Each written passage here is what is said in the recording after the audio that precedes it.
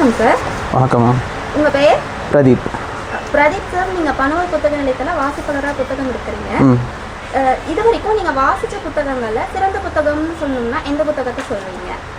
நான் சிறந்த புத்தகம் தேர்வு செய்கிற அளவுக்கு பெரிய ஆள் இல்லை.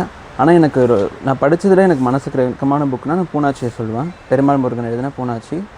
அதில் இருக்கிற அந்த கிழவன் கிழவி, அந்த பூனாச்சிக்கு இருக்கிற அந்த ரிலேஷன்ஷிப்பும், அந்த கதையில் வர பூனாச்சிக்கு ஏற்படுற காதலும், அதோட பயணமும், அதோட முடிவு எப்படின்னு இருக்கிறது நம்ம சமுதாயத்தோட வெளிப்பாடாக நான் பார்க்குறேன். அதே போல் அந்த கதை முடிகிறப்ப பூனாச்சியோட அந்த கதையோட முடிவு வந்து எனக்கு ரொம்ப மனசுக்கு இறுக்கத்தை கொடுத்துச்சு. பூனாச்சியோட முடிவு உங்களுக்கு ஒரு தாக்கத்தை கொடுத்துருக்கு. அதோட கதையோட பர்ஸ்பெக்டிவே வேறு மாதிரி இருந்தது அப்படின்றீங்க. இது வாசகர்களுக்கு ஒரு நல்ல புத்தகமாக இருக்கும்னு நான் நினைக்கிறேன். உங்களுடைய சஜஷன் சொன்னதுக்கு ரொம்ப நன்றி சார். தேங்க்ஸ்.